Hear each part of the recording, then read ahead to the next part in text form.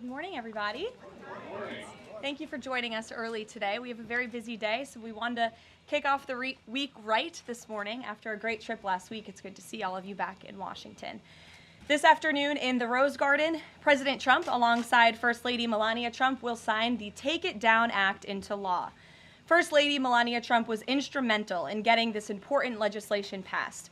The Take It Down Act will protect victims of digital exploitation, hold internet platforms accountable by requiring them to remove such imagery from their platforms, and provide justice for victims by allowing prosecutors to go after those who publish non-consensual explicit images online. The First Lady met with members in the House and the Senate, survivors and their families, and advocates throughout the process to get this bill across the finish line. We are grateful for the First Lady's hard work and dedication to this issue. And moving forward, she will continue to champion the well-being of our nation's children through her Be Best agenda. I know the President looks forward to signing that bill into law later this afternoon, and we will see you all there. In other news, the One Big Beautiful Bill passed the House Budget Committee last night, bringing it one step closer to final passage. The One Big Beautiful Bill is perfectly named because it represents a once-in-a-generation opportunity to deliver on the Make America Great Again agenda responsible for President Trump's landslide victory on November 5th. The America First policies in this bill are the reason why Republicans currently have the majority in Congress right now. Passing this bill is what voters sent Republicans to Washington to accomplish. And that's why it's essential that every Republican in the House and the Senate unites behind President Trump and passes this popular and essential legislative package. This bill will be the single most pro-small business, pro-family, and pro-American worker legislation ever. This bill will give Americans the largest tax cuts in our nation's history. When Republicans pass the bill, Americans will be keeping more of their hard-earned money and taking home much bigger paychecks. The One Big Beautiful Bill will deliver some of President Trump's central campaign promises. No tax on tips for our hardworking waiters, waitresses, and service workers. No tax on overtime for our law enforcement officers, our firefighters, and all those Americans who are putting in extra hours to make ends meet. And a large tax deduction on interest payments for Americans who purchase American-made cars. Despite desperate Democrat lies, the biggest beneficiary of this tax cut will be working-class Americans and their families.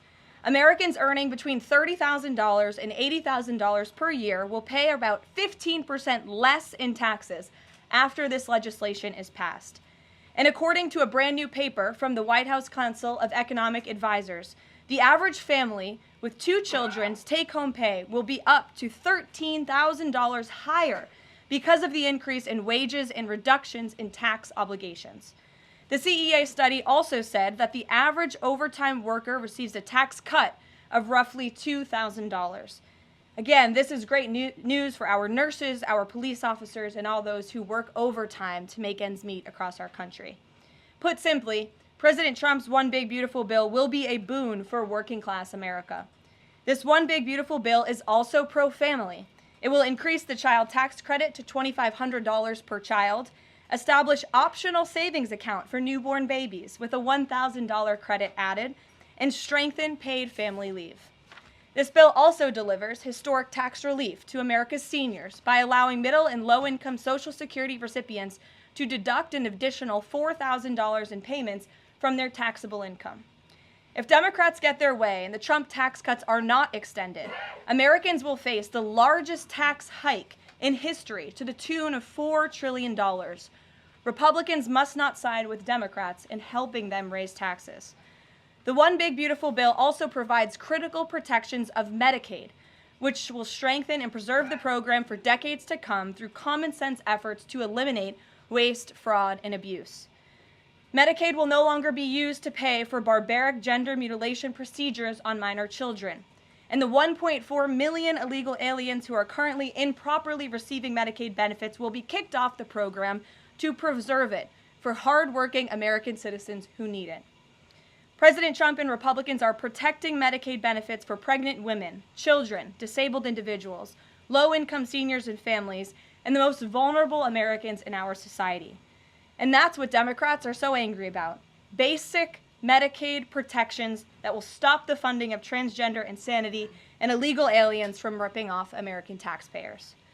As you all know, over his first 4 months in office, President Trump ended the previous administration's open border crisis and secured our homeland in record time, all using executive authority. Now Congress needs to act. The One Big Beautiful Bill is the most significant investment in our nation's border patrol and law enforcement agents in our nation's history. The bill ensures that President Trump's popular and successful border security measures are made permanent. Republicans have the backs of Border Patrol and ICE agents who were put through hell over the past 4 years and have quickly worked to secure our southern border. And that's why this bill gives them more resources to do their jobs, including a $10,000 much-needed bonus to ICE agents and Border Patrol agents over the next 4 years. To provide those brave agents with desperately needed reinforcements on the ground, the bill allows for the hiring of thousands of new ICE personnel, customs officers, and Border Patrol agents. These significant hirings will empower President Trump to continue delivering on his promise to carry out the largest mass deportation in the history of our country. Again, that is a promise that Republicans made to American voters. It's a promise they were elected on, and it's a promise Republicans on Capitol Hill need to keep: secure our border. To supplement those efforts, the bill's funds will fund the completion of President Trump's signature border wall.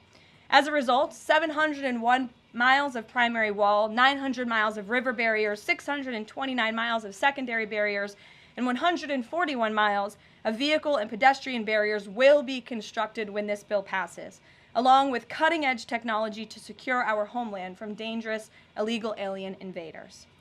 This bill also advances our national security and defense interests by ensuring the United States military has the necessary resources to remain the strongest and most lethal fighting force in the world. The bill will provide resources for the construction of President Trump's Golden Dome to safeguard Americans from potential attacks, give the Coast Guard resources to build more modernized ships, and the Air Force resources to acquire better planes. If all of those incredible things were not enough, the Big Beautiful Bill also finally modernizes air traffic control in America, a bipartisan issue. The bill will allow President Trump to deliver on his promise to overhaul and update our air traffic control systems to keep Americans flying as safe and efficiently as possible. The previous administration failed to act and do this themselves, despite repeated warnings from the GAO, which has resulted in unacceptable delays at major airports like Newark that the Trump administration is working hard to address. When the One Big Beautiful Bill passes, we will replace the current antiquated system, the FAA will enhance safety in our skies, reduce delays, and power the future of air travel in the United States. That's just some of what this historic legislation will accomplish. It is absolutely essential that Republicans unite behind the One Big Beautiful Bill and deliver on President Trump's agenda. There is no time to waste. Americans gave Republicans a once-in-a-generation opportunity to course-correct our country over many wrongs over the past 4 years. And Americans are counting on Republicans to work as hard as President Trump is in this White House every day on Capitol Hill. Send this legislation to his desk as soon as possible for his signature. Here in our new media seat today, we have Liam Cosgrove, the White House correspondent for Zero Hedge. With that, Liam, please kick us off. Thank you, Caroline. So my first question is on foreign policy. Sure. The president has made several moves towards peace in multiple fronts: India, Pakistan with the Houthis, talking with Iran and talking with Putin.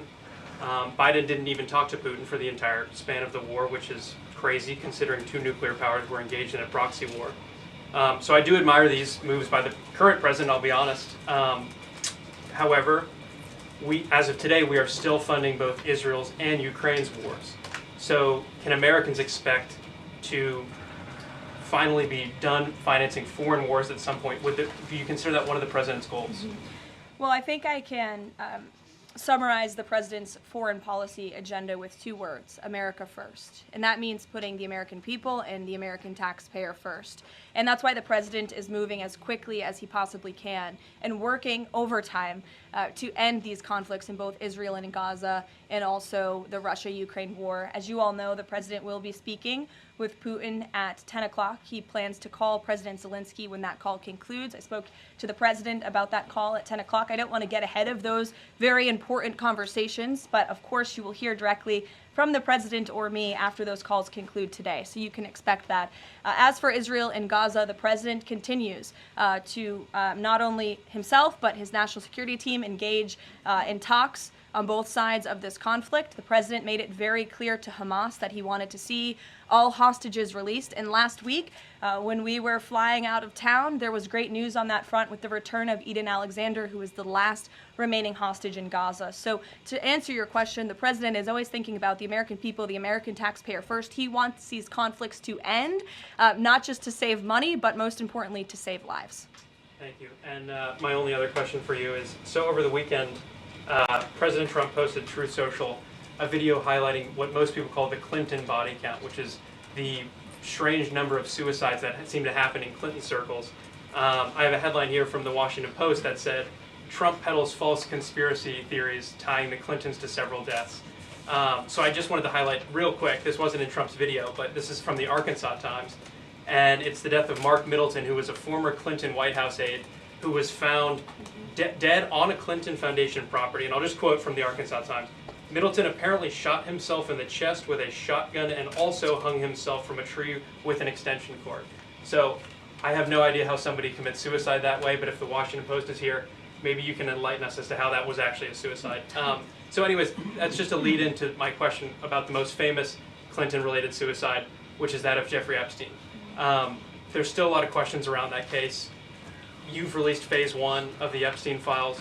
What was missing from that is any connection to his ties to intelligence agencies, and that's really the whole story, that not just trafficking young girls, but doing it on behalf of intelligence agencies, and even potentially as part of a blackmail ring with potential ties to the Israeli government. So for phase 2, when can we expect it? Will it have information pertaining to those aspects of the Epstein case? I know the Attorney General has committed to releasing those files. I would defer you to the Department of Justice on her timeline, but when she has made a promise in the past, she has kept it, and I'm certain that she will in this case as well.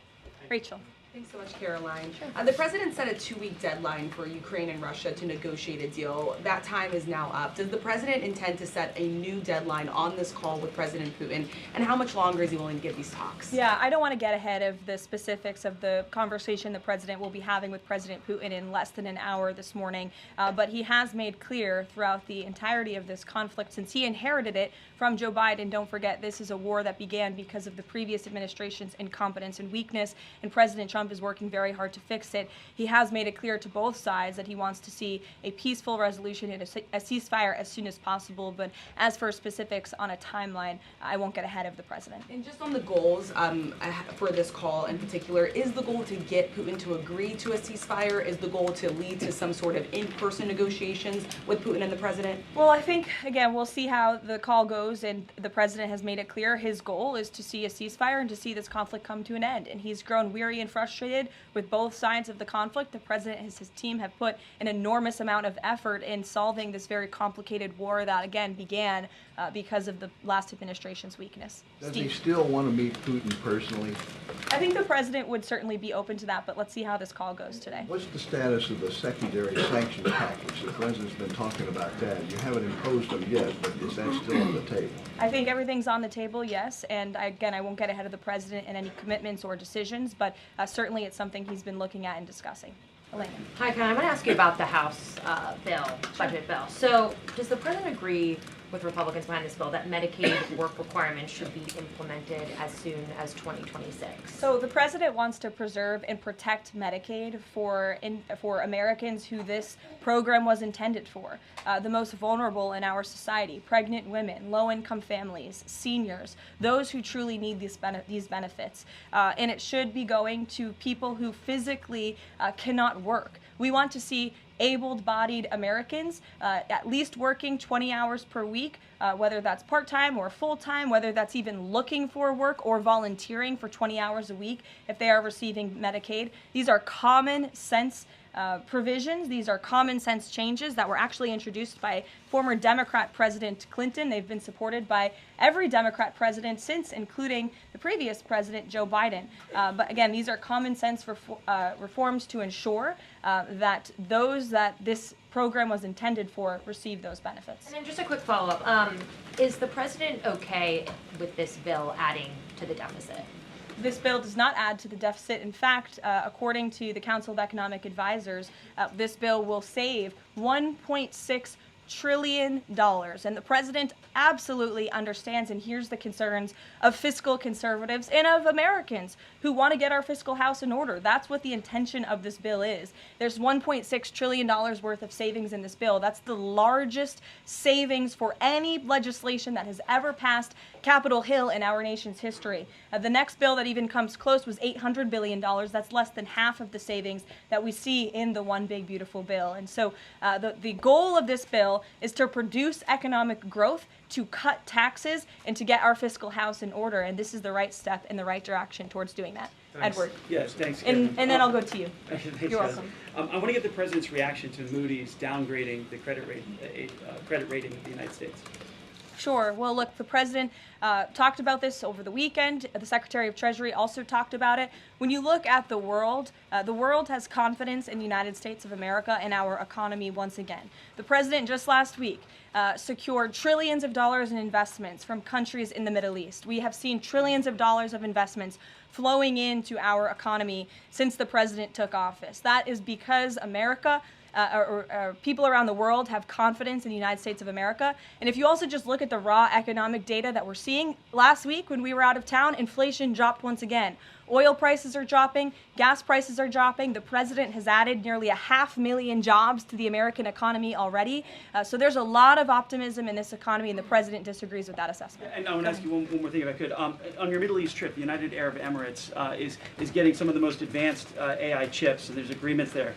The UAE is the newest member of BRICS. Is there a concern from the president that those chips and the technology will pass through to China, India, Russia, and Iran?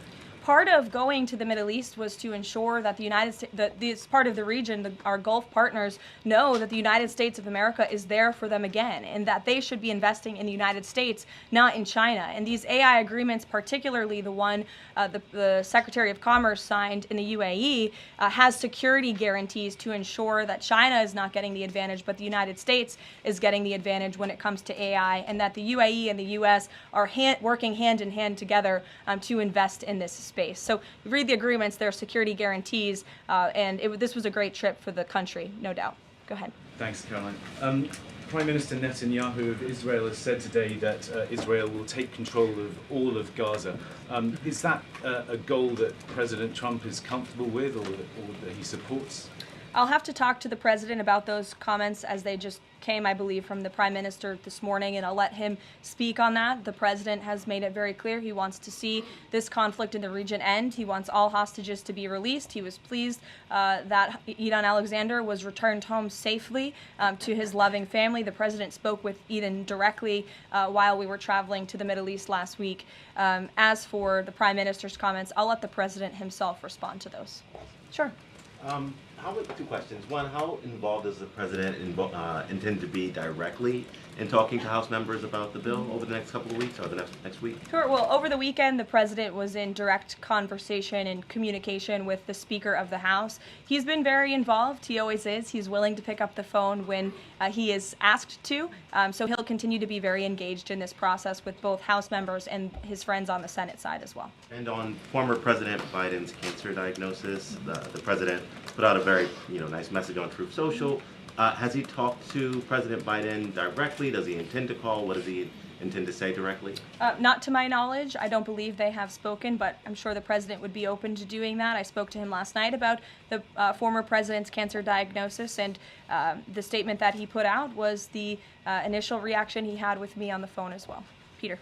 Follow up on former President Biden.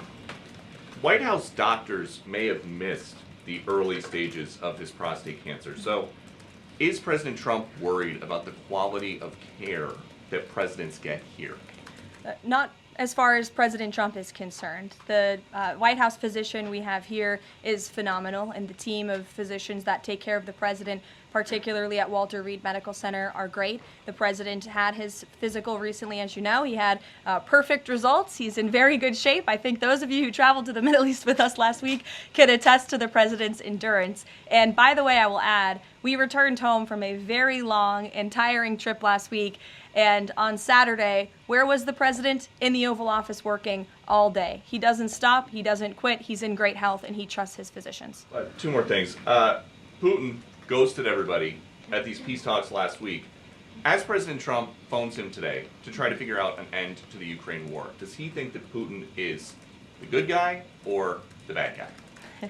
I'll let the president speak on that conversation later. He's made his feelings about both sides of this war quite clear throughout it. He wants to see it end. And Annie, the go last ahead. one, what does President Trump mean when he says that Taylor Swift is no longer hot? Look, he is speaking about Taylor Swift's political views and how perhaps it has impacted the support of the American public for her work, and I will leave it at that. Annie, go ahead. Thanks so much, Caroline. I'm just going back one more time to the White House Medical Office because there seems to be some question about this with regard to President Biden's screening. Can you say whether or not President Trump is screened for prostate cancer as part of his physical? To the best of my understanding, he is, but we can certainly check in with the White House physician and go back and look at that physical report. And then just one other question. Recently, Stephen Miller at the White House made some comments about considering suspending habeas corpus. And I'm curious if there's any update on how the White House is exploring that option to enact the president's agenda. I don't have any update at this time, but I can check in with our Deputy Chief of Staff. Mary Margaret, go ahead. Thanks, Caroline. Given the ongoing revelations about the former president's mental acuity and how staff and media covered that up, especially with the release of this book 2 days, I think, is there any interest in further scrutiny of Kevin Oconor, the former president's physician? I'll let the president speak on that. I spoke to the president again about the former president's health diagnosis last night, and he wanted to extend his warmest wishes to the former president and his family. But as for any further action, I'll let the president speak on that first. Michelle. Vice President Vance's meeting with Zelenskyy. Can you share any more information on that? My understanding was it was a good meeting, a productive meeting, and we're grateful that the Vice President did it and that he also went to the Pope's first Mass in Rome. I also have an update on that. The Vice President passed along a letter to the Pope from the President and from the First Lady extending their warm wishes and inviting them to the White House as soon as they possibly can come. Michelle. On Iran, Steve Witkoff said yesterday that continued enrichment is a red line for the U.S. The Iranian Foreign Minister says that's going to continue no matter what. How committed is the U.S. to that red line, and what's the next step for the next round of talks? We are 100% committed to that red line. The President, Special Envoy Witkoff, Secretary Rubio have made that incredibly clear, not just to the American public, but also in those discussions that Special Envoy Witkoff has had directly with the Iranians. And the next round of talks? I don't have an update for you, but we can get one. To the back row. Go ahead. Thank you, Caroline. You're welcome. South Africa's president says he's going to come to the White House to meet with President Trump on Wednesday. What are the president's expectations for that trip? And South Africa's president recently said he believes the folks that have been resettled here recently are cowards running away from problems in South Africa. Does the White House have a response to that? So I did see the South African president put out that statement. I want to confirm on our end with our Secretary of State and National Security Advisor, and we'll get back to you on that. Monica. Thanks, Caroline. You mentioned the President and the First Lady are signing the historic Take It Down Act this afternoon. I'm curious to know, what are some of the repercussions or consequences for these online platforms or perpetrators that won't comply with the act? Well, what this bill does, it takes the initial step to ensure that prosecutors are able to take down, that's why it's called the Take It Down Act, platforms that are allowing this sexually explicit content on their platform. So it gives them more leeway to go after them as they see fit. But as for specific repercussions, I would defer you to the Department of Justice of how they plan to implement this bill once it is signed later today. Brian. Yes, thank you. You said in your opening statement you talked about this MAGA baby savings account. Exactly how would that work? Who would be eligible for it? I'm assuming women. would be eligible for that? Yes, so one of the provisions in the One Big Beautiful Bill, as I said, this is a very pro-family piece of legislation. Not only does it increase the child tax credit, but it also includes MAGA baby savings accounts for children that are born before January 1st, 2024, under 8 years old, U.S. citizens, and have at least one parent with a valid Social Security number.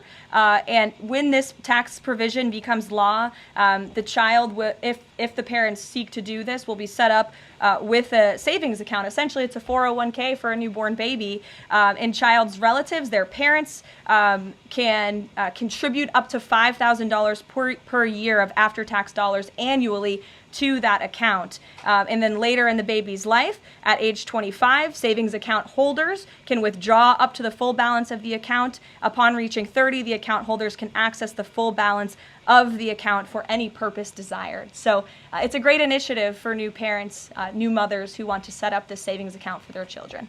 Ouija. Thank you, Caroline. President Trump and his top economic aides have repeatedly said that Americans will not pay the cost of tariffs. In fact, last week, Lutnick said people have to drop the, quote, silly arguments that consumers would pay the cost. But over the weekend, as you know, the president posted that Walmart should eat the tariffs and not charge the value customer anything. I'll be watching, and so will your customers. So does he acknowledge that if companies don't absorb the full cost, Americans will have to pay? Well, first of all, the CEO of Walmart made those comments about the tariffs on an earnings call where CEOs, I believe, are legally obligated to give the most dire warnings and forecasts to their investors and stakeholders. The reality is, as the president has always maintained, Chinese producers will be absorbing the cost of these tariffs. And that is why China was so quick to hustle to the negotiating table with the United States of America. They need our markets, they need our consumers. And I would again point you to the inflation report that came out last week showing that inflation is declining, in large part because energy prices are dropping across the board in this country because of the president's robust energy agenda that he has taken since January 20th. So the president is committed to ensuring that prices remain low for American consumers, and he maintains the position that foreign countries will absorb these tariffs. What does he mean by "I'll be watching" to Walmart? He'll be watching, seeing what they're doing. Jennifer. On the gift plane from Qatar, three things. Is there a timeline for the U.S. receiving that plane? Do you know how long it will take to retrofit the plane to presidential standards? And thirdly, has the intelligence community, security folks, have they weighed in on whether that plane can actually be secured to presidential standards? I'm glad you brought up this question because I was watching the American press spew a lot of misinformation about the plane donation last week when we were abroad. Let's be very clear. The government of Qatar, the Qatari family, has offered to donate this plane to the United States Air Force, where that donation will be accepted according to all legal and ethical obligations. It will be retrofitted to the highest of standards by the Department of Defense and the United States Air Force. This plane is not a personal donation or a gift to the President of the United States. And everyone who wrote that last week should go and correct their stories because this is a donation to our country and to the United States Air Force. As for a timeline, because it is the United States Air Force that is accepting the plane, I would defer you to them for specifics because the President, frankly, has nothing to do with it. It's the Air Force's project to take on. Sure. Elizabeth. Thanks so much, Caroline. Did the president call fiscal conservatives who were hesitant to vote for the Big Beautiful Bill? And if so, what did they say? What did he say? I don't reveal the president's private discussions unless he gives me the liberty to, but he has been engaged in this process. He spoke to the Speaker of the House, and he will continue to make those phone calls if it's necessary for him. Sure.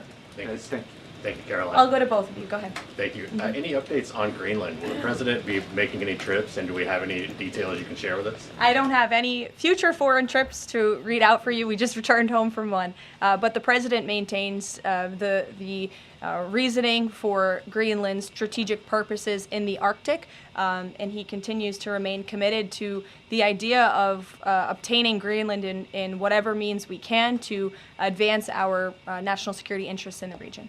Sure. Thank you, Caroline. I have a question. Was Lebanon part of the discussions during the Middle East tour, and did you meet with any Lebanese representatives?